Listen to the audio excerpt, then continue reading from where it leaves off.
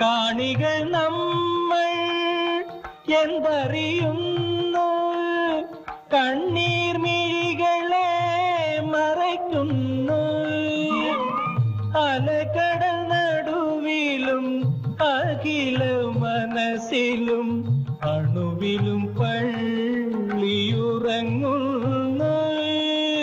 ഈശ്വരൻ മനുഷ്യനായി അവതരിച്ചു, ഈ മണ്ണിൻ ദുഃഖങ്ങൾ സ്വയം വരിച്ചു. ഇരവും പകലും കരയും കടലും ഇടചേർന്ന ജീവിത കളിയരങ്ങിൽ ഈശ്വരൻ മനുഷ്യനായി അവതരിച്ചു, ഈ മണ്ണിൻ ദുഃഖങ്ങൾ സ്വയം വരിച്ചു. ഓം ഗുരുബ്രഹ്മ ഗുരുവിഷ്ണു ഗുരുദേവോ മഹേശ്വര ഗുരു സാക്ഷാത് പരബ്രഹ്മ തസ്മൈ ശ്രീ ഗുരവേ നമ. ഓം ചിന്താലേശായ പരമഗുരുവേ നമ. ഓം ചിന്താലേശായ പരമഗുരുവേ നമ. ഓം ചിന്താലേശായ പരമഗുരുവേ നമ. നമസ്കാരം. ചിന്താലയ ഗുരു വിഷ്വൽ മീഡിയയുടെ പുതിയ ഒരു എപ്പിസോഡിലേക്ക് എല്ലാ മാന്യപ്രേക്ഷകർക്കും സുസ്വാഗതം. ഇന്ന് ഭഗവാൻ ചിന്താലേശൻ്റെ 3 ആശ്രമങ്ങളിലൊന്നായ നെയ്യാറ്റിൻകര ആലയിൽ ആശ്രമത്തിൻ്റെ സപ്താഹവുമായി ബന്ധപ്പെട്ട് നടന്ന അതിൻ്റെ ഗുണഗണങ്ങൾ, കാരണം ഈ 7 ദിവസവും വിലപ്പെട്ടതാണ്. നമ്മളെ ഇത് ശ്രവിക്കുന്ന അല്ലെങ്കിൽ 7 ദിവസത്തെ പാരായണവും നിങ്ങൾ കഥാരൂപത്തിൽ അദ്ദേഹം പറഞ്ഞു തരുന്നത് ശ്രവിച്ച് പോകുന്ന കേൾക്കുകയാണെങ്കിൽ കുഞ്ഞു കുട്ടി പരാധീനങ്ങൾ തൊട്ട്, അതായത് കൊച്ചുകുട്ടികൾ തൊട്ട് മുതിർന്നവരെ ഉള്ളവർക്ക് ആത്മജ്ഞാനം ഉണ്ടാവും എന്നുള്ളതിന് സംശയം വേണ്ട. മാത്രമല്ല, കുട്ടികൾക്ക് ഇത് കേൾപ്പിച്ചു കൊടുക്കുന്നത് അവർ നല്ല വഴി നടക്കാൻ അവരെ സഹായിക്കുമെന്ന് സംശയം വേണ്ട. നമുക്ക് തന്നെ മാറ്റം വരും. നമ്മൾ ആവശ്യമില്ലാത്ത സമയം ദേവകാര്യങ്ങൾക്ക് വിനിയോഗിക്കും, അല്ലാതെ മറ്റ് ദുഷ്ടചിന്താഗതിയിലേക്ക് പോകത്തില്ല. ഈ സമയം ഈ ഗുരുക്കന്മാരുടെ വചനം ശ്രവിക്കുകയും അതുവഴി നമ്മൾ മുന്നോട്ട് പോവുകയും ചെയ്യുകയാണെങ്കിൽ ആ കുടുംബത്തിന് തന്നെ ഐശ്വര്യം വരും എന്നുള്ളതിന് സംശയം വേണ്ട. ഈ എപ്പിസോഡുകൾ നിങ്ങൾ മുടങ്ങാതെ കാണുക. കാരണം എല്ലാവർക്കും ഇത് മൊത്തം കേട്ടുകൊണ്ടിരിക്കുക എന്ന് പറഞ്ഞാൽ ബുദ്ധിമുട്ടായതുകൊണ്ട് അതിനെ പ്രധാന ഭാഗങ്ങൾ ഉൾപ്പെടുത്തിക്കൊണ്ട്, ഉള്ളടക്കം ഉൾപ്പെടുത്തിക്കൊണ്ട് ആണ് ഈ എപ്പിസോഡുകൾ തയ്യാറാക്കിയിരിക്കുന്നത്. എല്ലാവരും കാണുക. അതിനൊപ്പം തന്നെ മക്കളെ ഒക്കെ എല്ലാവരും കേൾപ്പിക്കുക, മറ്റുള്ളവരിലേക്ക് ഷെയർ ചെയ്യുക. രാമ ഹരേ രാമ രാമ രാമ ഹരേ ഹരേ, ഹരേ കൃഷ്ണ കൃഷ്ണ കൃഷ്ണ ഹരേ ഹരേ, ഹരേ രാമ രാമ രാമ ഹരേ ഹരേ, ഹരേ കൃഷ്ണ കൃഷ്ണ കൃഷ്ണ ഹരേ ഹരേ, ഹരേ രാമ രാമ രാമ ഹരേ ഹരേ, ഹരേ കൃഷ്ണ കൃഷ്ണ കൃഷ്ണ ഹരേ ഹരേ. സർവത്ര ഗോവിന്ദനാമ സങ്കീർത്തനം, ഗോവിന്ദ ഗോവിന്ദ. യോന്ത പ്രവിശ്യ മമ വാചമിമാം പ്രസുപ്തം സഞ്ജീവയത്യഖില ശക്തിധര സ്വധാമ്നാ. അന്യാംശ ഹസ്തചരണശ്രവണത്വകാരീൻ പ്രാണാൻ നമോ ഭഗവതേ പുരുഷായ തുഭ്യം. പ്രാണാൻ നമോ ഭഗവതേ പുരുഷായ തുഭ്യം.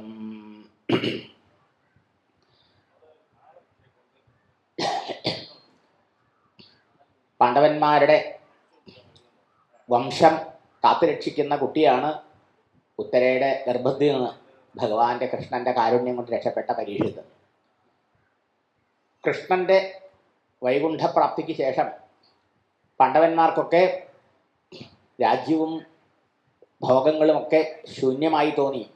അവരെല്ലാം വെഷിച്ച് കാട്ടിൽ പോയി ഭഗവാനെ ആശ്രയിച്ച് തപസ് ചെയ്ത് മുക്തരായി തീർന്നു പറഞ്ഞു. അതിനുശേഷം പരീക്ഷിത്ത് രാജ്യഭരണം നടത്തി. സകല സൽഗുണങ്ങളും നിറഞ്ഞ മഹാനായിരുന്നു അദ്ദേഹം. ഈശ്വരഭക്തനായിരുന്നു. അനേകം യാഗങ്ങളെ കൊണ്ട് ഭഗവാനെ ആരാധിച്ചു. ഉത്തരൻ്റെ പുത്രിയായി ഇരാവതിയെ വിവാഹം കഴിച്ചു. ജനമേജയൻ മുതലായ 4 പുത്രന്മാരുണ്ടായി. ഗംഗാതീരത്ത് വെച്ച് 3 അശ്വമേധ യാഗങ്ങൾ നടത്തി. ഇങ്ങനെ പൂർവന്മാരെ പോലെ തന്നെ പരീക്ഷിത്ത് മഹാരാജാവും ഭഗവത് ഭക്തിയിൽ മുഴുകി കൃഷ്ണന്റെ പൂജയായിക്കൊണ്ട് തൻ്റെ രാജ്യഭരണം നിർവഹിച്ചു. അങ്ങനെ ഇരിക്കുന്ന സമയത്താണ് അദ്ദേഹം ദിഗ്വിജയം നടത്തി. ആ ദിഗ്വിജയത്തിൽ ഭഗവാന്റെ കാരുണ്യം അനുഭവിച്ച പാണ്ഡവന്മാരുടെ ഭാഗ്യത്തെക്കുറിച്ചും ആ പാണ്ഡവന്മാരുടെ വംശത്തിൽ ഭഗവാന്റെ അനുഗ്രഹം കൊണ്ട് ഗർഭത്തിൽ രക്ഷപ്പെട്ട ഭക്തോത്തമായി നമുക്ക് രാജാവായി കിട്ടിയതിനെ കുറിച്ചൊക്കെ നാട്ടുകാർ പ്രശംസിക്കുന്ന കേട്ട് അദ്ദേഹത്തിന് വലിയ അഭിമാനം തോന്നി. അങ്ങനെ സഞ്ചരിക്കുമ്പോഴാണ് അദ്ദേഹത്തിൻ്റെ നാട്ടിൽ കലിബാധ കൊണ്ട് ധർമ്മത്തിന് ക്ഷതം സംഭവിച്ചത്. അദ്ദേഹത്തിനെ ധർമ്മദേവനും ഭൂമിദേവിയും കൂടി ബോധിപ്പിച്ചു കൊടുത്ത സംഭവം. അതെന്താ? ഒരിക്കൽ അദ്ദേഹം ദിഗ്വിജയം ചെയ്ത് നടക്കുന്ന സമയത്ത് സരസ്വതി നദി തീരത്ത് വെച്ച് ഒരു കാഴ്ച കണ്ടു. ഒരു ഗോമിഥുനങ്ങളെ കണ്ടു, ഒരു പശുവിനെയും ഒരു കാളയും. കാള കരഞ്ഞുകൊണ്ട് നിൽക്കണു. 4 കാലുണ്ടായ കാളയുടെ 3 കാലും രാജാവിൻ്റെ വേഷത്തിൽ നിൽക്കുന്ന ഒരു ദുഷ്ടൻ നീചൻ വെട്ടി 4ാമത്തെ കാലും വെട്ടാൻ ഓങ്ങിക്കൊണ്ട് നിൽക്കുക. പശുവാണെങ്കിൽ അതിനെ ദ്രോഹിച്ച് അത് എല്ലും കോലുമായി വെള്ളം കൊടുക്കുമ്പോൾ പിടിക്കാൻ വയ്യാതെ അവശ അവസ്ഥയിൽ പശു നിൽക്കുന്നുണ്ട്. ആ പശുവിനെയും തൊഴിക്കേണ്ടായത്. അപ്പം ഈ കാളയും പശുവും കൂടി ഒരു സംഭാഷണം. കാളയുടെ രൂപത്തിൽ ധർമ്മദേവനാണ് വന്നിട്ടുള്ളത്. പശുവിൻ്റെ രൂപത്തിൽ വന്നിട്ടുള്ള ഭൂമിദേവി. ഭൂമിയിൽ ധർമ്മത്തെ പരിപാലിക്കേണ്ട കടമ രാജാവിനാണ്, ഭരണാധികാരികൾക്കാണേ. അപ്പോൾ തൻ്റെ നാട്ടിലത്തെ ധർമ്മച്യുതിയെ ബോധിപ്പിക്കാൻ വേണ്ടി അവർ ചെയ്ത ഒരു നാടകമായിരുന്നു. കാള പശുവിനോട് ചോദിക്കുക, എന്താ പശുവെ നിൻ്റെ മുഖം വാടിയിരിക്കുന്നത്? നിൻ്റെ മനസ്സിന് വലിയ ദുഃഖമുണ്ടെന്ന് തോന്നുന്നല്ലോ. എന്താ 4 കാലിൽ നിന്ന ഞാൻ ഒറ്റക്കാലിൽ നിൽക്കണം കണ്ടിട്ടാണോ ഈ ദുഷ്ടൻ എൻ്റെ 3 കാലും വെട്ടി 4ാമത്തും വെട്ടാനോ അങ്ങനെ കണ്ടിട്ടാണോ? അല്ലെങ്കിൽ ഭാവിയിൽ നിന്നെ അർഹതയില്ലാത്ത നീചന്മാർ ഭരിക്കും എന്ന് വിചാരിച്ചിട്ടാണോ? ദേവന്മാർക്ക് യാഗഭാഗം കിട്ടാത്തത് കൊണ്ടാണോ? സ്ത്രീകൾ സംരക്ഷിക്കപ്പെടാത്തത് കൊണ്ടാണോ?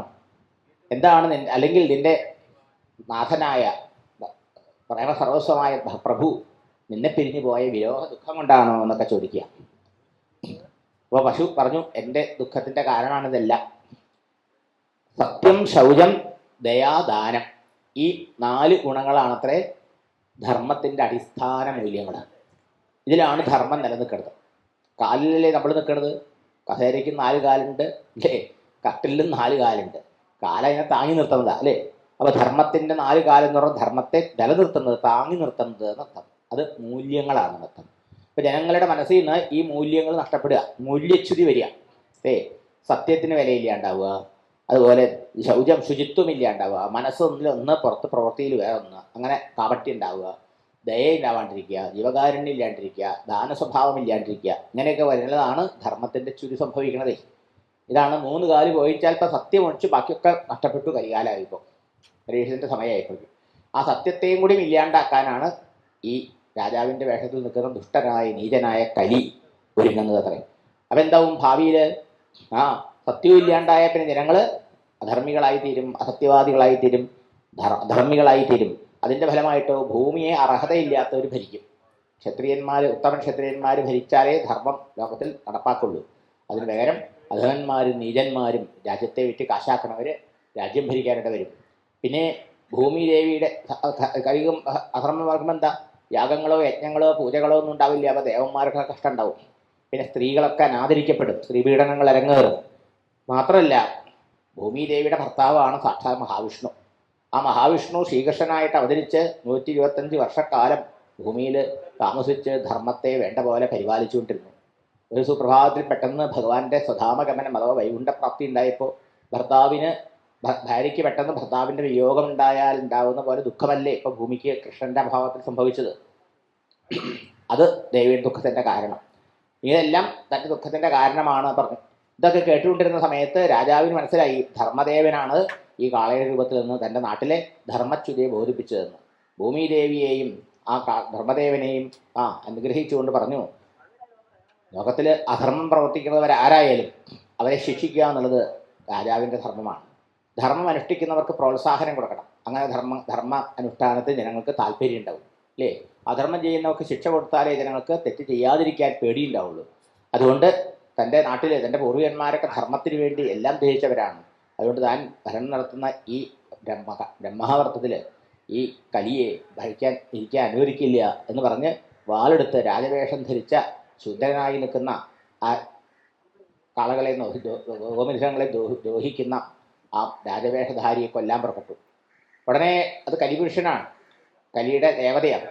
ഉടനെ അവന് മനസ്സിലായി എന്നെ കൊല്ലാതിരിക്കണമെങ്കിൽ കാലിൽ വീണാലേ പറ്റുള്ളൂ എന്ന്. ഉടനെ മഹാരാജാവിൻ്റെ കാൽക്കൽ വീണു. ശരണാഗതി അടഞ്ഞവരെ കൊല്ലാൻ പാടില്ല എന്നാണ് ധർമ്മം മഹാന്മാരുടെ. അതുകൊണ്ട് എൻ്റെ കാലിൽ വീണുകൊണ്ട് ഇതിനെ ഞാൻ കൊല്ലണില്ല. പക്ഷേ നീ എൻ്റെ നാട്ടിൽ താമസിക്കാൻ പാടില്ല. എവിടെ എവിടെ കലിയുണ്ടോ അവിടെ അധർമ്മം ഉണ്ടാവും, കലഹം ഉണ്ടാവും, അശാന്തി ഉണ്ടാവും. അതുകൊണ്ട് നീ രാജ്യത്ത് നിന്ന് പോകണമെന്നായി. ആ സമയത്ത് ആ കലി പ്രാർത്ഥിച്ചു, അല്ലെങ്കിൽ അഭ്യർത്ഥിച്ചു അത്രേ, യാചിച്ചു അത്രേ രാജാവിനോട്. സമുദ്രം വരെയുള്ള ഭൂമിയുടെക്ക് ഉടമയാണ് അങ്ങ്. സമുദ്രത്തിൽ പോയി എനിക്ക് താമസിക്കാൻ പറ്റില്ലല്ലോ. അതുകൊണ്ട് അങ്ങയുടെ രാജ്യത്ത് തന്നെ ചില സ്ഥലങ്ങൾ അനുവദിച്ചു തന്നാൽ ഞാൻ അവിടെ ഇരിക്കുള്ളൂ, വേറെ എവിടെയും പോവില്ല എന്ന് പറഞ്ഞു. അങ്ങനെ കലിക്ക് ഇരിക്കാൻ 4 സ്ഥലം കൊടുത്തു എന്നാണ്. അഥവാ കലിയെ 4 സ്ഥലത്ത് അടക്കം വെച്ചു എന്നർത്ഥം. ഈ 4 സ്ഥലങ്ങളിൽ കലി ഇരിക്കുന്നുണ്ട്. അത് അതിനെ നമ്മൾ സമീപിച്ചാൽ നമ്മളെയും കലി പിടിക്കും, അവിടെ അധർമ്മം ഉണ്ടാവും. അതാണ് പോയിന്റ്. അവിടെ കേൾക്കാൻ പറഞ്ഞത് ഒന്ന് ചൂതുകളി, ചെസ് കളി, ചീട്ട് കളി, അല്ലേ, റേസ് കോഴ്സ്, ഗൾഫ് കളി, ഇന്ന് മോഡേൺ കളികളുണ്ട്. വാതുവെപ്പും പണം വെച്ച് കളി അതൊക്കെ ഉണ്ടല്ലോ. അവിടെ കളവും ചതിയും വഞ്ചനയൊക്കെ ഉണ്ടാവും. അവിടെ കലിയോടി ഇരുന്നോളാൻ പറഞ്ഞു. എന്ന് പറഞ്ഞാൽ ഇത്തരം കളികൾ നമ്മൾ ചെയ്യാൻ പാടില്ല, ഒഴിവാക്കണം, അല്ലെങ്കിൽ അധർമ്മം പിടിക്കും. പിന്നെ മദ്യപാനം, ലഹരി ഉപയോഗം ഇതൊക്കെ ഉണ്ടല്ലോ, അത് വിവേകത്തെ നഷ്ടപ്പെടുന്നതാണ്. അവിടെയാണ് 2ാമത്തെ സ്ഥാനം കൊടുത്തത്. അതിൻ്റെ അർത്ഥം മനുഷ്യൻ ഇതിനെ ഒഴിവാക്കണം. ഇത് ചെയ്താൽ അവിടെ കലഹം ഉണ്ടാവും. ആ കുടുംബത്തിൽ പള്ളുടിയന്മാരുടെ വീട്ടിൽ സമാധാന സ്വസ്ഥ ഉണ്ടാവുക ഇല്ല. അതുകൊണ്ട് മദ്യപാനം ഒഴിവാക്കണം, ലഹരി പദാർത്ഥങ്ങൾ ഒഴിവാക്കണം, അവിടെ എന്നാലേ ധർമ്മം ഉണ്ടാവുള്ളൂ എന്ന് പഠിപ്പിച്ചു. 3ാമതിരിക്കാൻ സ്ഥലം കൊടുത്ത ഏതാ?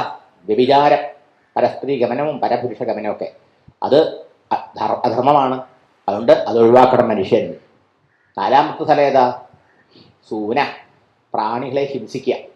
തൻ്റെ നാവിൻ്റെ സ്വാദിന് വേണ്ടി അല്ലെങ്കിൽ വയറ് നിറയ്ക്കാൻ വേണ്ടിയിട്ട് ഈ മിണ്ടാപ്രാണികളെ, ഓടിയിറക്കുന്ന പ്രാണികളെ വെട്ടിക്കുത്തും തിന്നുക, മനുഷ്യനെ വെട്ടിക്കൊല്ലുക, ഇങ്ങനെയൊക്കെ ചെയ്യണ്ടല്ലോ. ഇവിടെ കലിയണത്രേ, അവിടെ കലിയിരിക്കുക. അതുകൊണ്ട് ഈ ഹിംസ ചെയ്യാൻ പാടില്ല. ഇങ്ങനെ 4 കാര്യങ്ങൾ ഒഴിവാക്കിയാൽ മനുഷ്യനെ അധർമ്മം ബാധിക്കാണ്ടിരിക്കും, കലി ബാധിക്കാണ്ടിരിക്കും. ഈ 4 സ്ഥലം കൊണ്ട് തൃപ്തരായില്ല അത്രേ കലി. ഒരു സ്ഥലം കൂടി ചോദിച്ചു. ഈ 4 ദോഷം ഒന്നിച്ചിരിക്കുന്ന ഒരു സ്ഥലം കൊടുത്തു. അതാണ് സമ്പത്ത്. ദമ്പത്തിൽ ഇരുന്നോളാൻ പറഞ്ഞു. സമ്പത്തിൻ്റെ പ്രതീകമായിട്ട് അവിടെ പറഞ്ഞത് സ്വർണ്ണമാണ്. അപ്പം എന്താ, സമ്പത്തിന് വേണ്ടി മനുഷ്യൻ നുണ പറയും, അല്ലേ? കളവും ചതിയും വഞ്ചനയും ചെയ്യും, കൈക്കൂലിയും കള്ളത്തരങ്ങളൊക്കെ ചെയ്യും. പിന്നെ പണം കിട്ടിക്കഴിഞ്ഞാലോ കള്ളുകൂടിയായി മദ്യപാനവും വ്യഭിചാരവും ഒക്കെ ചെയ്യും.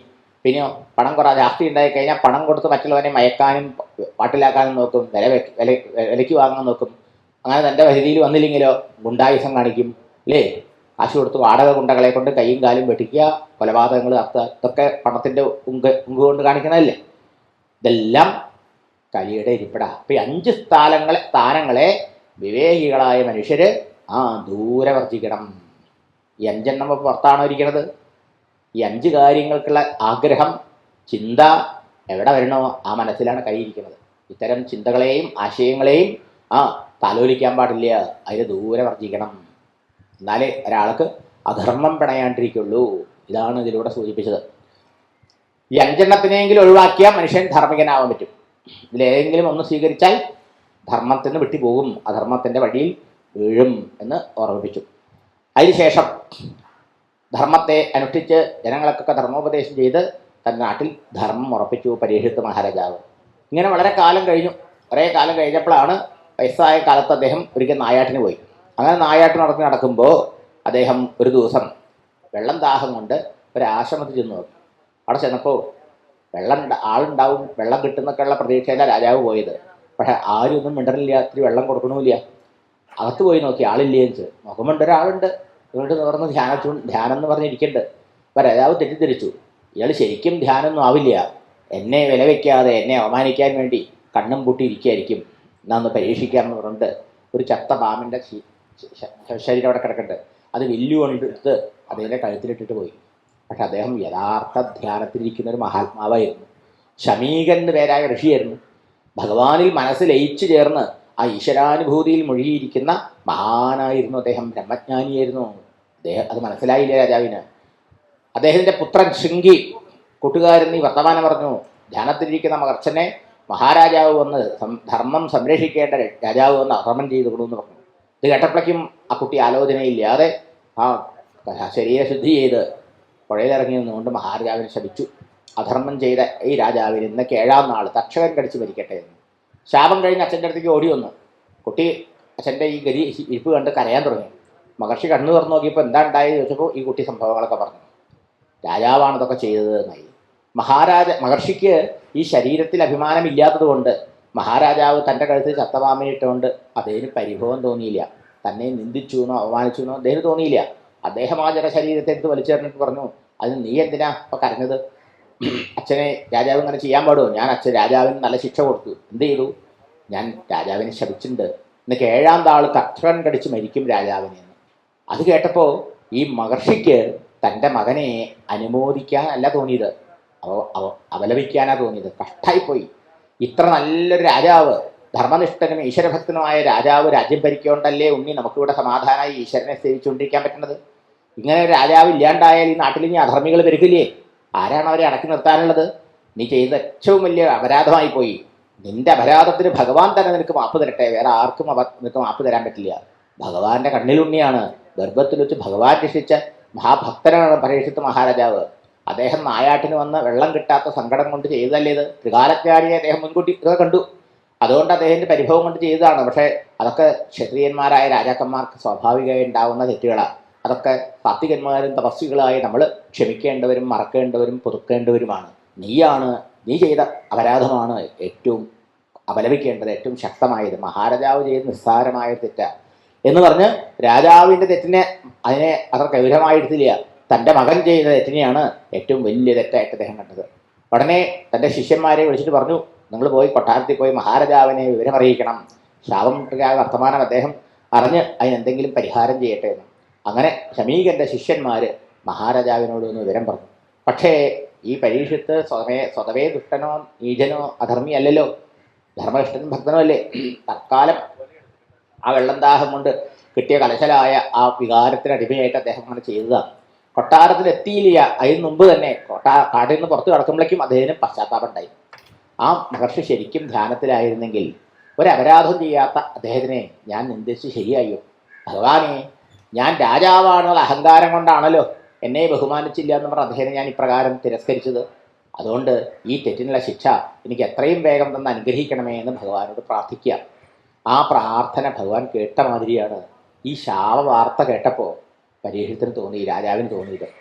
നോക്കണേ, ഗർഭത്തിൽ വെച്ച് എന്നെ രക്ഷിച്ച ഭഗവാൻ തന്നെ ഇപ്പോഴും ഇതാ ഈ ശാപരൂപേണ അനുഗ്രഹിച്ചിരിക്കുകയാണ്. എന്താ, ഇത്രയും കാലം ഭോഗജീവിതത്തിൽ മുഴുകി ഞാൻ കാലം കഴിച്ചു.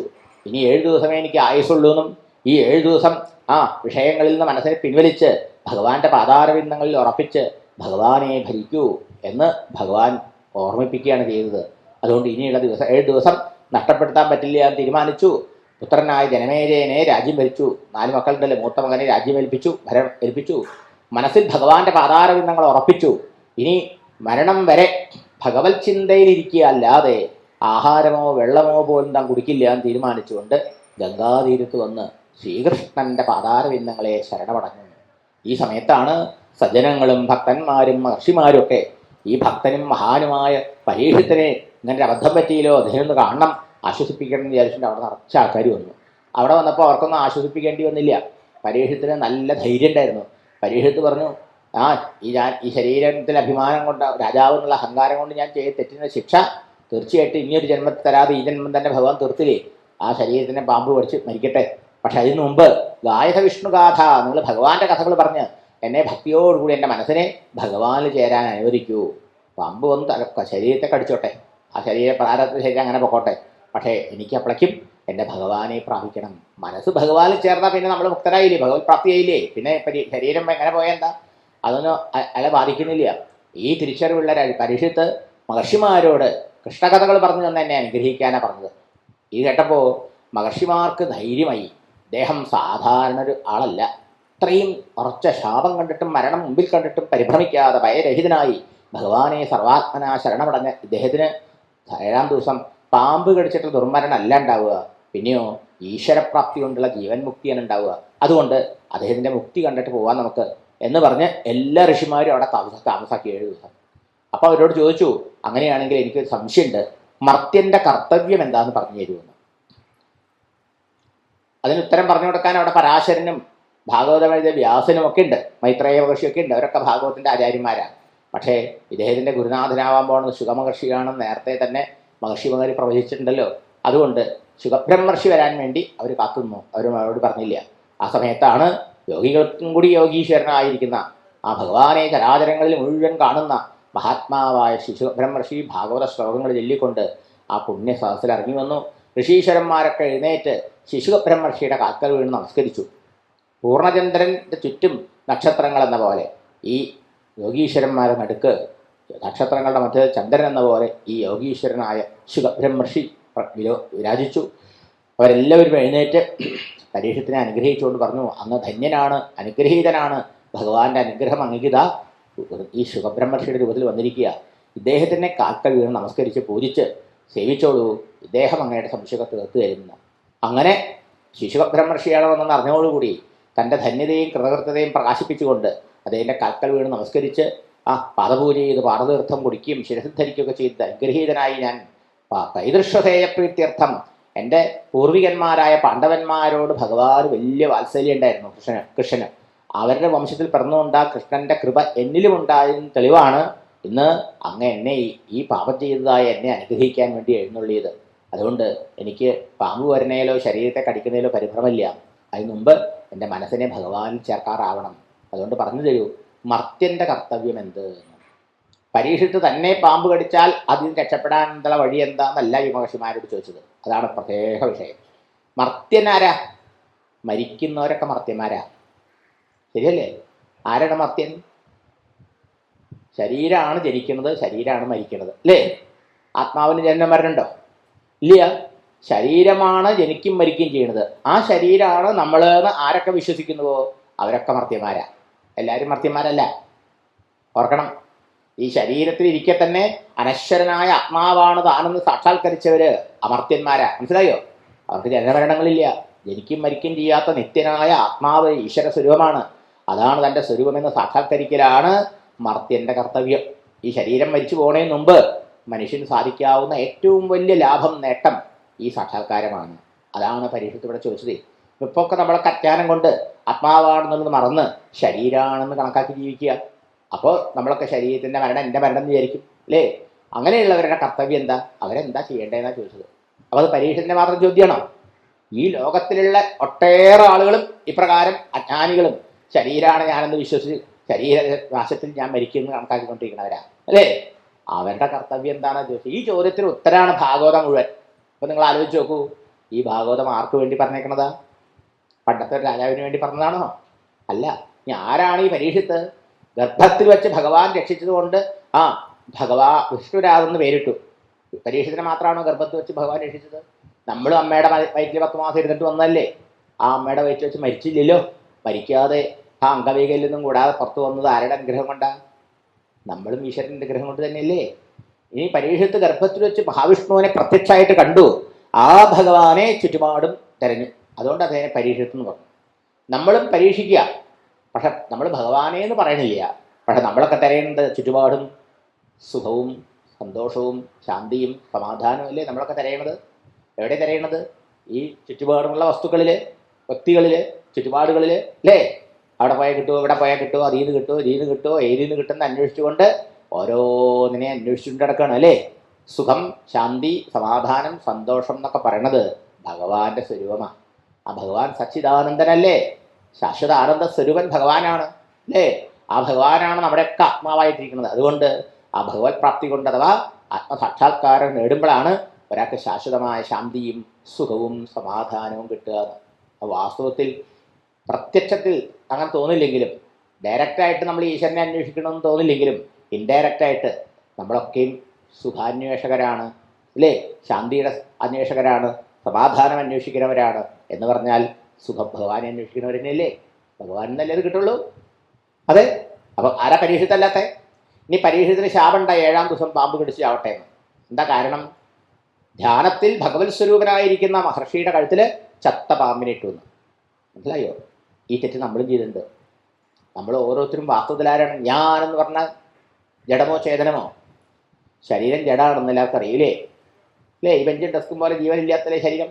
ഈ ശരീരം സ്വയം അറിയാനോ മറ്റിലെന്തെങ്കിലും അറിയാൻ പറ്റുമോ? പക്ഷെ നമ്മൾ ജഡമാണ്, നമ്മളുണ്ട്, നമ്മൾ അറിയണില്ലേ? അല്ലേ? ശരീരം ഉണ്ടെന്ന് ശരീരം അറിയണേ, നമ്മൾ അറിയണേ.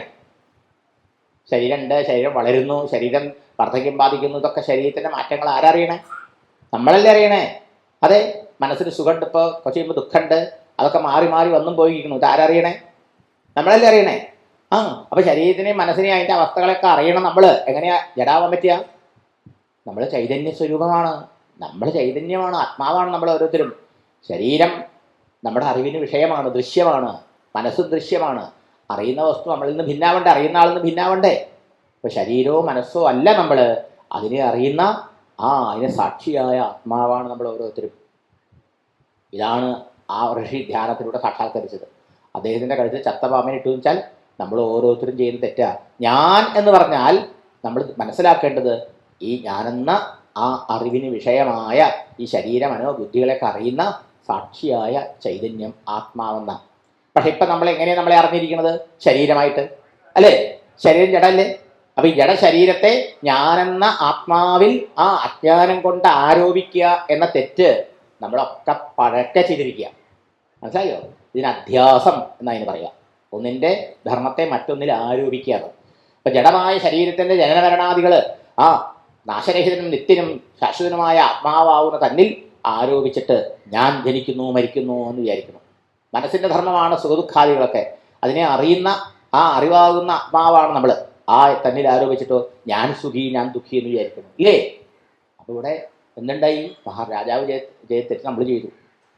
അജ്ഞാനത്താൽ തൻ്റെ സ്വരൂപത്തെ മറന്ന് ജഡമായ ദേഹേന്ദ്രിയാദികളുടെ ധർമ്മങ്ങളെ തന്നിൽ ആരോപിച്ചിട്ടാണ് താൻ ജനനമരണങ്ങളോടുകൂടിയ പരിമിതനായ ഒരു ജീവൻ എന്നൊക്കെ സംസാരിക്കുന്നൊക്കെ വിചാരിക്കുന്നത്. ഈ തെറ്റിൻ്റെ ഫലമാണ് എന്ത്? ശരീരത്തിൻ്റെ മരണം, നമ്മുടെ മരണം എന്ന് വിചാരിച്ച് നമ്മൾ ഭയപ്പെടുന്നത്. ശരീര സംബന്ധികളുടെ മരണത്തിൽ നാം ഓരോരുത്തരും വിഷമിക്കണതും ദുഃഖിക്കണതും. ഞാൻ ആത്മാവാണെന്ന് പറഞ്ഞതിന് ഭയമില്ല, ദുഃഖമില്ല. ഇനിയിപ്പോൾ ആ ശരീരത്തിൻ്റെ മരണം എങ്ങനെയുണ്ടാവുക? അപ്പോൾ പരീക്ഷത്തിന് കിട്ടിയ ശാപം നമുക്ക് ഓരോരുത്തർക്കും ഉണ്ട്. അജ്ഞാനമാണ് ശാപം. അതുകൊണ്ട് നമ്മൾ ഈ തെറ്റ് ചെയ്തു, അല്ലേ? ഇനി പരീക്ഷത്തിന് 7-ാം ദിവസമാണ് മരണം. പരീക്ഷത്തിന് ആയുസ് 7 ദിവസമാണ്. നമുക്ക് 7-ാം ദിവസം വരണം. എല്ലാ മനുഷ്യരും മരിക്കണ 7-ാം ദിവസമാണ്. അങ്ങനെയാണ്. ഒരാഴ്ചയിൽ 7 ദിവസമല്ലേ ഉള്ളൂ. ഇതിൽ മരിക്കണ ദിവസം 7-ാം ദിവസം. അപ്പോൾ പുറകിലേക്ക് 1-ാമത്തെ ദിവസം കിട്ടും. ശരിയല്ലേ? ഒരാഴ്ചയിൽ 7 ദിവസമുള്ളൂ. അപ്പോൾ ഇതിൽ ഏതെങ്കിലും ഒരു ദിവസമല്ലേ മരിക്കാൻ പറ്റുള്ളൂ. മരിക്കുന്ന ദിവസം 7-ാം ദിവസം. അപ്പം എല്ലാവർക്കും 7-ാം ദിവസമല്ലേ വരണം. അപ്പോൾ ഈ കഥ എല്ലാവരുടെയും കഥയാണ്, പണ്ടത്തെ കഥയാണോ? നിങ്ങൾ വിചാരം ചെയ്ത് നോക്കൂ, ചിന്തിച്ച് നോക്കൂ. ആത്മാവായ തന്നെ ജഡമായ ശരീരമെന്ന് കണക്കാക്കുക. കാരണം ശരീരത്തിൻ്റെ മരണം എൻ്റെ മരണം, ഇതാണ് ശാപം. മനസ്സിലായോ? അത് 7-ാം ദിവസം സംഭവിക്കുന്നു. മനസ്സിലായോ? അങ്ങനെയുള്ള ഒരാൾ എന്താ ചെയ്യേണ്ടതെന്നാണ് ചോദിക്കുന്നത്. അയാളുടെ കർത്തവ്യം എന്താണെന്ന് ചോദിക്കുന്നത്. അപ്പോൾ നമ്മളൊക്കെ കർത്തവ്യം എന്താ? ഉണ്ണലും ഉറങ്ങലും അതുമാതിരി ഈ ലോകഭരണമാണോ? അല്ല. ഈ ശരീരം പോണേന് മുമ്പ് നാശരഹിതമായ ആത്മാവാണ് നാം ഓരോരുത്തരിൽ നിന്ന് തിരിച്ചറിയലാണ്, സാക്ഷാത്കരിക്കലാണ് നമ്മുടെ ലക്ഷ്യം. അതിന് ഭക്തിയോടുകൂടി ഈശ്വരനെ ഉപാസിക്കണം. ഇഷ്ടദേവതയെ ഭജിച്ച് ആ ഭഗവാന്റെ രൂപത്തെ ധ്യാനിച്ച് മനസ്സ് ഭഗവാനിൽ ലയിച്ച് ചേർന്നാൽ നമ്മൾ ഭഗവാനിൽ ലയിക്കും. പിന്നെ നമുക്ക് ഈ ശരീരാഭിമാനം ഉണ്ടാവില്ല. ഈ ധ്യാനമാണ് പരീക്ഷത്തിന് പറഞ്ഞു കൊടുത്തത്. പരീക്ഷത്തിൻ്റെ ചോദ്യത്തെ വാനോളം വാഴ്ത്തുകയാണ് ഗുരുനാഥൻ ചെയ്തത്. ഈ ലോകത്തിൽ എത്ര ആൾക്കാർ മരിക്കുന്നുണ്ട്, ആരും തൻ്റെ മരണത്തെക്കുറിച്ച് ചിന്തിക്കണ പോലും ഇല്ലല്ലോ. ഇതല്ലേ അത്ഭുതം. മരിച്ച വീട്ടിൽ പോയി അവരെയൊക്കെ ആശ്വസിപ്പിക്കില്ലേ നമ്മൾ? അപ്പോൾ ഈ ശരീര ദിവസം മരിക്കുന്ന ഓർക്കട്ടെ. ഈ മരണം ഒരു ഗുരുവാണ്, മരണദേവതയാണ് യമധർമ്മൻ, കടോപനിഷത്തിന്റെ ഗുരു. മനസ്സിലായോ? മരണത്തിൻ്റെ ദേവത യമധർമ്മനാണ്, അദ്ദേഹം ഗുരുനാഥനാണ്. ഈ ശരീരം 7 നിമിഷവും മരണത്തിൻ്റെ വക്കത്താണ്. എപ്പോഴും പോകാം. അതിന് മുമ്പ് നാശരഹിതമായ ആത്മസ്വരൂപനായ ഭഗവാനെ അറിഞ്ഞ് സാക്ഷാത്കരിക്കണം. അതാണ് നമ്മുടെ ജന്മലക്ഷ്യം എന്ന് തിരിച്ചറിയണില്ല മരണം കണ്ടിട്ടും ആൾക്കാർ, അല്ലേ? സ്വന്തം മരണത്തെക്കുറിച്ച് അങ്ങനെ കേൾക്കണ പോലും ആൾക്കാർ ഇഷ്ടമല്ല. ആണോ? മരണവാർത്ത ആൾക്കാർക്ക് ഇഷ്ടമല്ലാത്തോണ്ട് മരിക്കാണ്ടിരിക്കുമോ? അദ്ദേഹം പോകാണ്ടിരിക്കുമോ? ഇഷ്ടമില്ലാത്ത സംഭവിച്ചിരിക്കുള്ളൂ ജീവിതത്തിൽ, അല്ലേ? അപ്പോൾ നേരത്തെ തന്നെ ഇത് അറിഞ്ഞാലോ, ഈ ശരീരം എന്നല്ലെങ്കിൽ നാളെ പോകാനുള്ളതാണ്. ഇത് പോണതിന് മുമ്പ് എനിക്ക് സത്യം അറിയണം, ഭഗവാനെ അറിയണം, ആത്മതത്വം അറിയണം എന്ന് വിചാരമുണ്ടാവണം. പരീക്ഷത്തെ അങ്ങേക്ക് എങ്ങനെ ഉണ്ടായില്ലോ? അതുകൊണ്ട് അങ്ങ് ധന്യനാണ്, ഭാഗ്യവാനാണ്. അങ്ങേക്ക് 7 ദിവസം ആയുസിൽ 7 ദിവസം പോലും വേണ്ട. ഖഡ്വാങ്കനും 3 മുഹൂർത്തം നേരെ 48 മിനിറ്റ് ഉണ്ടായുള്ളൂ, അല്ലേ? ഖഡ്വാങ്കൻ എന്ന ധരണീശന് കൺകൊരു മുഹൂർത്തേന നീ ഗതി കൊടുപ്പാനും എന്ത് വിധി. 1 മണിക്കൂർ തികച്ച ആയുസുണ്ടായില്ല. ദേവലോകത്ത് വെച്ചാണ് ഖഡ്വാംഗൻ തന്റെ മരണവാർത്താകുന്നത്. ഉടനെ അദ്ദേഹം സുഖഭോഗങ്ങളിൽ ഇരിക്കുമ്പോൾ മനസ്സ് അവിടെ നിന്ന് വിട്ടുപോരാനും ഭഗവാനിൽ ഉറക്കാനും പ്രയാസം. അദ്ദേഹം ഭൂമിയിൽ കൊണ്ടാക്കാൻ പറഞ്ഞു. ഭൂമിയിൽ വന്നു. മുഹൂർത്താൽ സർവമുത്സൃജ്യ ഗതവാൻ അഭയം ഹരി. ആ ഒരു മുഹൂർത്ത നേരം കൊണ്ട് തന്നെ എല്ലാത്തിനും മനസ്സിനെ പിൻവലിച്ച് ഭഗവാന്റെ പാതാരബിന്ദങ്ങളിൽ ഉറപ്പിച്ച് ഭഗവത് ധ്യാന നിരതനായി മനസ്സ് ഭഗവാൻ ചേർത്ത് മുക്തനായി ഖഡ്വാംഗൻ. അങ്ങേക്ക് 7 ദിവസമല്ലേ? വിവേകികൾക്ക് അധിക സമയം ആവശ്യമില്ല. അത്ര മനസ്സിലായോ? അവിവേകികൾക്ക് എത്ര കാലം ആയുസുണ്ടായിട്ടും കാര്യമില്ല താനും. അവർ ഭോഗങ്ങൾക്ക് വേണ്ടി മാത്രമേ അതിന് ഉപയോഗിക്കുള്ളൂ. അതുകൊണ്ട് രാജൻ മുഖ്യമായിട്ടുള്ളതായ മരിക്കുന്ന ആളുടെ കർത്തവ്യം എന്താ അറിയോ? അന്തേ നാരായണ സ്മൃതി. ഏതാവാൻ ജന്മസാഫല്യം അന്തേ നാരായണ സ്മൃതി. സാഖ്യം യോഗം എന്ന് മുതലായ പല പല സാധനാ മാർഗങ്ങളിലൂടെ ആൾക്കാർ പല പല അനുഷ്ഠാനങ്ങളൊക്കെ ചെയ്തതിൻ്റെ ഫലം എന്താ? അവസാനം മരണസമയം ഇപ്പം ഈ ഭീഷ്മർക്കൊക്കെ സാധിച്ചില്ലേ? ഭഗവാനെ കണ്ടുകൊണ്ട് ഭഗവാനെ സ്തുതിച്ചുകൊണ്ട് ശരീരം പിടിയാൻ ഭഗവാൻ ലയിക്കാൻ. ഇതുമാതിരി പൂർണ്ണ ബോധത്തോടെ ഭഗവാനെ സ്മരിച്ചുകൊണ്ട് ഞാൻ എവിടേക്ക് പോകണു? ഈ ശരീരം വിട്ട് ഞാൻ നേരെ വൈകുണ്ഠത്തിലേക്കാണ് പോണത്, ഞാൻ ഭഗവാനിലേക്കാണ് ലയിക്കുന്നത് എന്ന ഭാവത്തോടെ തിരിച്ചറിവോടുകൂടി ശരീരം ഉപേക്ഷിക്കാനാണ്. മനസ്സിലായോ? അവിടെ പേടിച്ചിട്ടില്ല. സ്വാതന്ത്ര്യത്തോടുകൂടി ധീരമായി ദേഹത്തെ വെടിയ. പാമ്പ് പടം പൊഴിക്കണുണ്ടോ? പാമ്പ് പടം പൊഴിക്കുമ്പോൾ ഈ ശരീരത്തെ തുപ്പിക്കളയാതെ. മനസ്സിലായോ? ദേഹം ചൊടിയാണ്, ശരീരത്തെ വെടിയ. മനസ്സിലായോ? അപ്പോൾ സങ്കടമല്ല, ദുഃഖമല്ല, സന്തോഷമാണ്. മനസ്സിലായോ? ഈ ബന്ധത്തിൽ നിന്ന് മോചനായി നേടി ഞാൻ പൂർണ്ണമായി സ്വതന്ത്രനായി ഭഗവാനിൽ വിലയിക്കുകയാണ് എന്ന തിരിച്ചറിവോടെ. ഇതാണത്രേ ഭാഗ്യമുള്ള മരണം. മനസ്സിലായോ? അവർക്ക് മരണമല്ല, അവരെന്നും അനശ്വരരായി ജീവിക്കുക. ഇതൊക്കെ പറഞ്ഞു. പിന്നീട് പരീക്ഷത്ത് എന്തൊക്കെയാണ് മഹാരാജ സുഖമഹർഷിയോട് ചോദിച്ചത് എന്ന് ചോദിച്ചപ്പോഴാണ് ഈ പ്രപഞ്ച സൃഷ്ടിയുടെ രഹസ്യമാണ് അദ്ദേഹം ചോദിച്ചത് എന്ന് പറഞ്ഞത്. ഈ പ്രപഞ്ചം എങ്ങനെയുണ്ടായി, ഭഗവാൻ എങ്ങനെ ലോകം ഉണ്ടാക്കണമെന്നൊക്കെ ഇത് നാരദന് ബ്രഹ്മാവ് പറഞ്ഞു കൊടുത്തിട്ടുണ്ട്, വിതുരന് മൈത്രേയര് പറഞ്ഞു കൊടുത്തിട്ടുണ്ട്, പല ഗുരുനാഥന്മാരും പല ശിഷ്യന്മാർക്കും പറഞ്ഞു കൊടുത്തിട്ടുണ്ട്. ആ രീതിയിലാണ് പിന്നെ അതിനെ അവതരിപ്പിച്ചത്. വാസ്തവത്തിൽ ഈ പ്രളയകാലത്ത് ഈ പ്രപഞ്ചമില്ല. പ്രപഞ്ചത്തെ സൃഷ്ടിച്ച ബ്രഹ്മാവും ഇല്ല, ജീവജാലങ്ങളും ഇല്ല, രാത്രിയോ പകലോ ഇല്ല, ബന്ധമോ മോക്ഷവും ഇല്ല, ഒന്നുമില്ല. പിന്നെ ആരുണ്ട്? ശൂന്യല്ല, ഭഗവാൻ മാത്രമുണ്ട്. മനസ്സിലായോ? പ്രാകൃത പ്രക്ഷയേ. ആ മഹാപ്രളയകാലത്ത് ഈ കാണുന്ന സ്ഥൂല സൂക്ഷ്മ ലോകങ്ങളൊന്നും ഉണ്ടായിട്ടില്ല. പക്ഷേ തത്രൈകസ്ത്വം അശിഷ്യത കില പരാനന്ദ പ്രകാശാത്മന. നാരായണത്തിൽ പറയുന്നത് 5-ാം ദശകം തുടങ്ങുമ്പോൾ പക്ഷേ പരമാനന്ദമൂർത്തിയായ ഭഗവാൻ ഉണ്ടായിരുന്നു. ആ ഭഗവാനെ കൂടാതെ ഒന്നും ഉണ്ടാകാൻ പറ്റില്ല. ആ ഭഗവാനിൽ നിന്നാണ് സർവ്വം ഉണ്ടായത്. എങ്ങനെ? ആ ഭഗവാന്റെ നാഭിയിൽ നിന്നൊരു താമരയുണ്ടായി. ആ താമരയിൽ ബ്രഹ്മദേവനുണ്ടായി. ആ ബ്രഹ്മദേവൻ എന്ത് ചെയ്തു? ഇരിക്കണ താമര എവിടുന്നുണ്ടായി? ഞാനിവിടുന്നുണ്ടായി. എനിക്കും താമരയ്ക്കും ആശ്രയം എന്താണ് എന്ന് അന്വേഷിച്ചുകൊണ്ട് കുറെ കാലം അന്വേഷണം നടത്തി. ബ്രഹ്മാവിനൊന്നും മനസ്സിലായില്ല. അവസാനം ആരോ തപസ് ചെയ്യൂ എന്ന് തന്നോട് പറയണ പോലെ തോന്നി. ഭഗവാന്റെ അശരീരി കേട്ടു. മനസ്സിനെ ഏകാഗ്രമാക്കി ഭഗവാനെ ധ്യാനിച്ചു. അങ്ങനെ 1000 കാലം തപസ് ചെയ്തപ്പോഴോ 1000 വർഷ തപസ് കൊണ്ട് ഭഗവാനെ കണ്ടു, വൈകുണ്ഠം കണ്ടു, വൈകുണ്ഠ ദർശനമുണ്ടായി. സാക്ഷാൽ തനിക്കും താമരയ്ക്കും ആശ്രയഭൂതനായിരിക്കുന്ന തൻ്റെ സ്വാമിയായ നാരായണ സ്വാമിയെ കണ്ടു. ഭഗവാനെ വൈകുണ്ഠമൂർത്തിയെ വീണ് നമസ്കരിച്ചു, സ്തുതിച്ചു. വൈകുണ്ഠമൂർത്തി ആ ബ്രഹ്മാവിനെ എഴുന്നേൽപ്പിച്ച് അനുഗ്രഹിച്ചു. എന്നിട്ട് പറഞ്ഞു, ഞാൻ കഴിഞ്ഞ കൽപ്പത്തിൽ എങ്ങനെയാണ് സൃഷ്ടി നടത്തിയെന്നൊക്കെ ഈ കൽപ്പത്തിൽ ബ്രഹ്മാവ് ഉണ്ടായപ്പോൾ ബ്രഹ്മാവിന് ഓർമ്മയില്ലാണ്ടായി. അതിനുള്ള അറിവും കഴിവൊക്കെ ഓർത്ത് അനുഗ്രഹിക്കണമെന്ന് പ്രാർത്ഥിച്ചു. അപ്പോൾ ബ്രഹ്മദേവനോട് ഭഗവാൻ പറഞ്ഞു, വാസ്തവത്തിൽ ബ്രഹ്മാവ് ഒരു നിമിത്തം മാത്രമാണ്, ബ്രഹ്മാവല്ല എല്ലാം ചെയ്യുന്നത് ഭഗവാനാണ്. മനസ്സിലായോ? അഹമേവാസമേവാഗ്രേ നാണ്യത്യൽ സഹൽപരം. ഈ കാണപ്പെടുന്ന സമസ്ത ജഗത്തും അങ്ങാണ് സൃഷ്ടിക്കുന്നത്. അങ്ങുണ്ടാവുന്നതിന് മുമ്പും ഞാനാണുള്ളത്. അങ്ങടക്കം ഈ പ്രപഞ്ചം എന്നിൽ ലയിക്കും ഒരു കാലത്ത്. അപ്പോഴും ഞാൻ ശേഷിക്കുന്നുണ്ട്. അതുകൊണ്ട് എന്നുമുള്ള വസ്തു സൃഷ്ടിക്ക് മുമ്പും പ്രളയത്തിന് ശേഷവുമുള്ളതായ വസ്തുവാണ് സത്യം. അത് ഞാൻ മാത്രമാണ്. മനസ്സിലായോ? എന്നിൽ നിന്നുണ്ടായ വസ്തുക്കളൊക്കെ ഞാൻ തന്നെയാണ്. എന്നിൽ നിന്ന് വേറിട്ട് അങ്ങില്ല. എന്നിൽ നിന്ന് വേറിട്ട് ഞങ്ങൾക്ക് സൃഷ്ടിക്കാനുള്ള പഞ്ചഭൂതങ്ങളില്ല.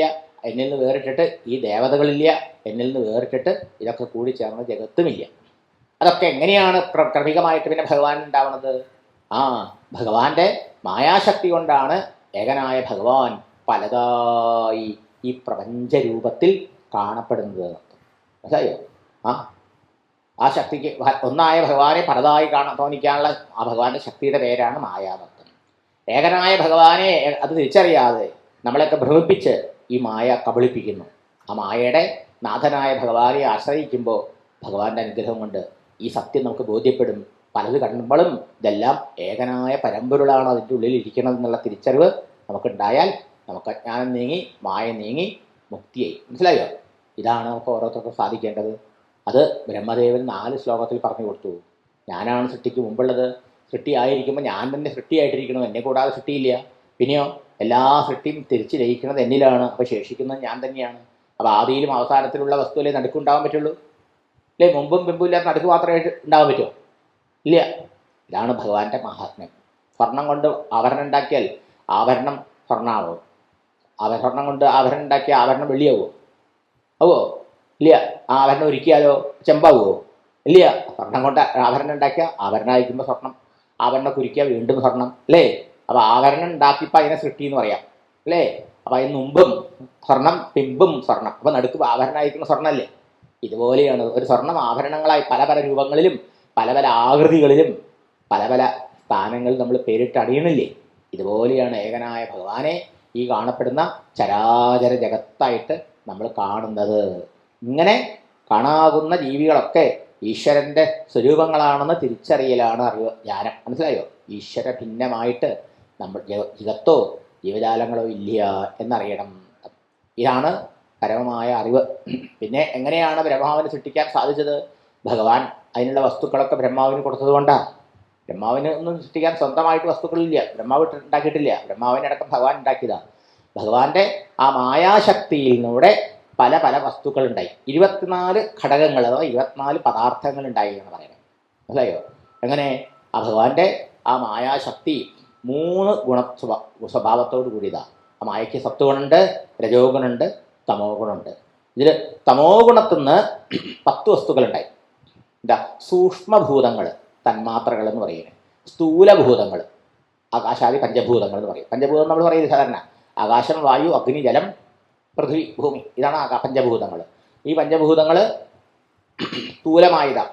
അത് തമോ ഗുണത്തിനുണ്ടായതാണ്. ഇത് ഉണ്ടാവണ എൻ്റെ സൂക്ഷ്മരൂപം. അതിന് മുമ്പ് തന്മാത്രയായിരിക്കുമ്പോൾ ഉണ്ടാകുന്ന രൂപമാണ് അത് 5 എണ്ണം. അത് ശബ്ദം, സ്പർശം, രൂപം, രസം, ഗന്ധം 5 എണ്ണം. പക്ഷേ അതിൽ 10 ഉണ്ടായി. ഇനി രജോ ഗുണത്തിൽ നിന്നോ 5 ജ്ഞാനേന്ദ്രിയങ്ങൾ, 5 കർമ്മേന്ദ്രിയങ്ങളുണ്ടായി. ഇത് വേണ്ട നമുക്ക്. കാണാനും കേൾക്കാനുള്ള ഇന്ദ്രിയങ്ങളാണ് ജ്ഞാനേന്ദ്രിയങ്ങൾ, അറിയാൻ പ്രവർത്തിക്കാനുള്ള ഇന്ദ്രിയങ്ങളെ കർമ്മേന്ദ്രിയങ്ങൾ. ഇതുണ്ടായി. പിന്നെയോ സത്വഗുണത്തിൽ നിന്ന് 4 ഉള്ളിലുള്ള ഉപകരണങ്ങളുണ്ടായി. അന്ധക്കരണം എന്നതിന് പേര്. എന്തൊക്കെയത്? മനസ്സ്, നമുക്ക് മനസ്സില്ലേ?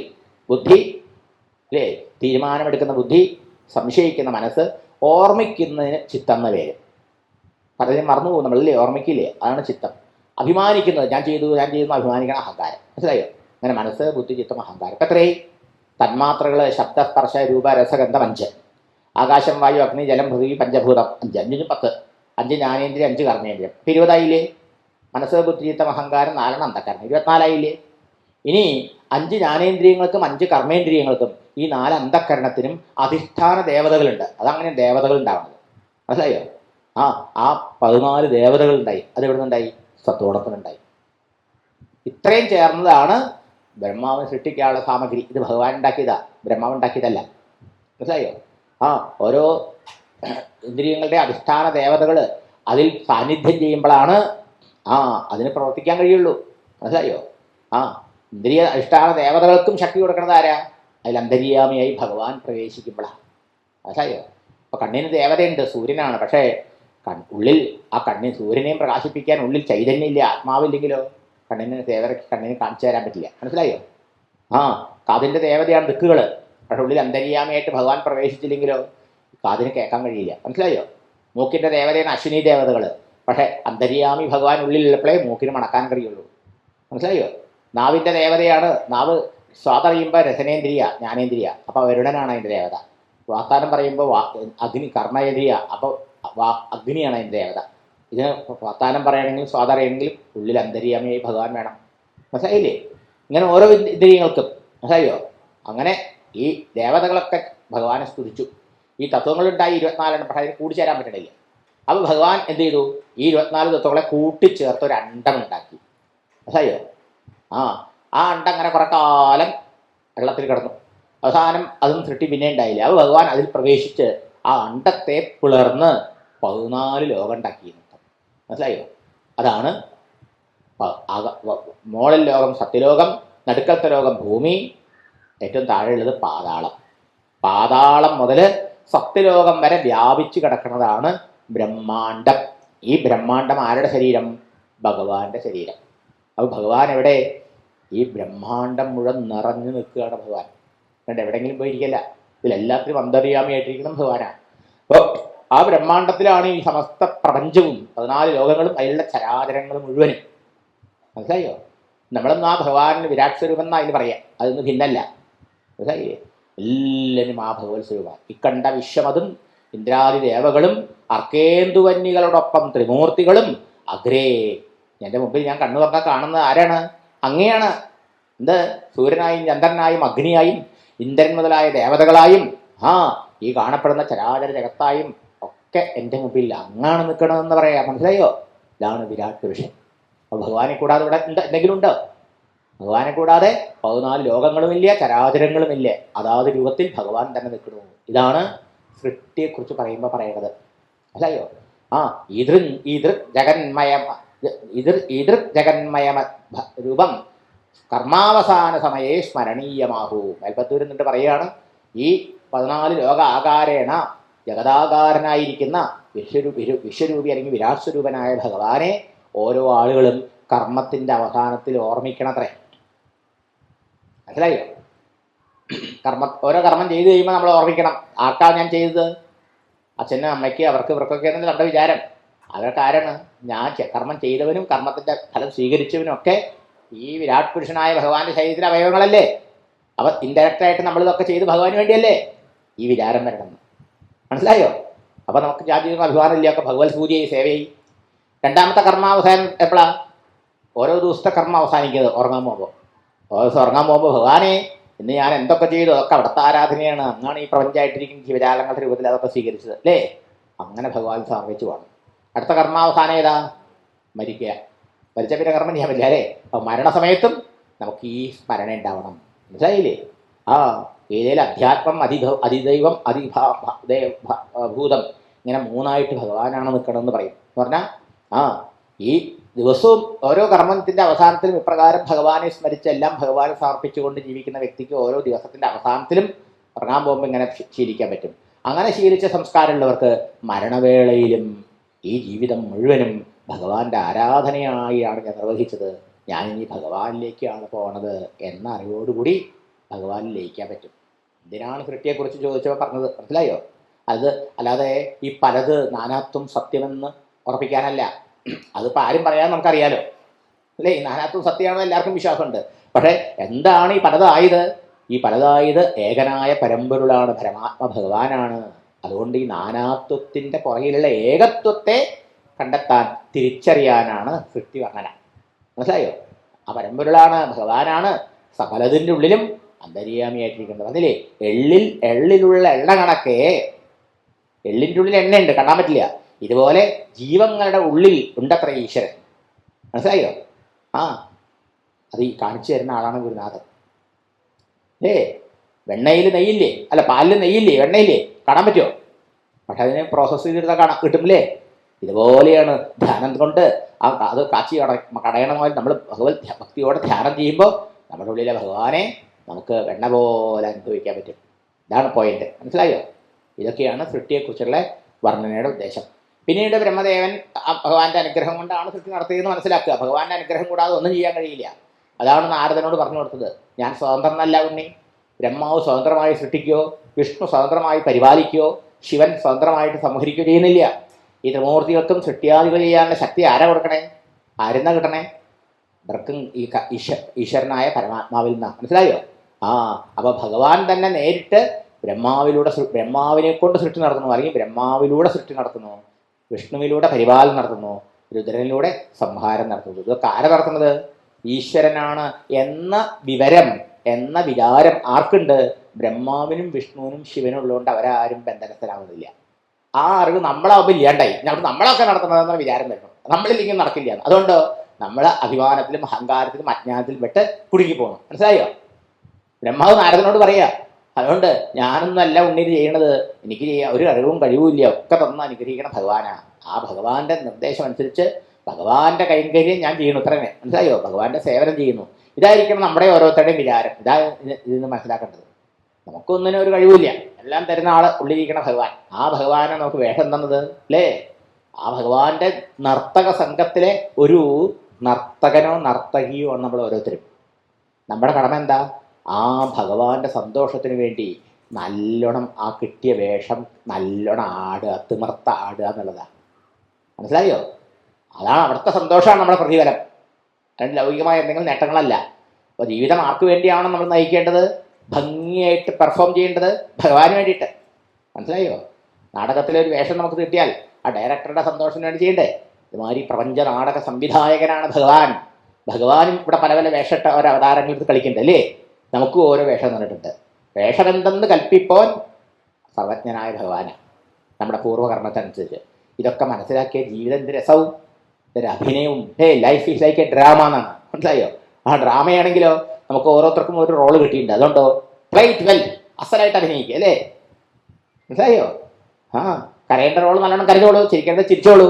പക്ഷെ ഇതൊന്നും വേഷക്കാരനെ ബാധിക്കുന്നില്ല, വേഷത്തെ ബാധിക്കുന്നുള്ളൂ അല്ലേ? ആ ഉള്ളിൽ ഈ തിരിച്ചറിവുണ്ടാവണം. ഇതാണ് ഭാഗവതം നമുക്ക് പഠിപ്പിച്ചു തരണം കേട്ടോ.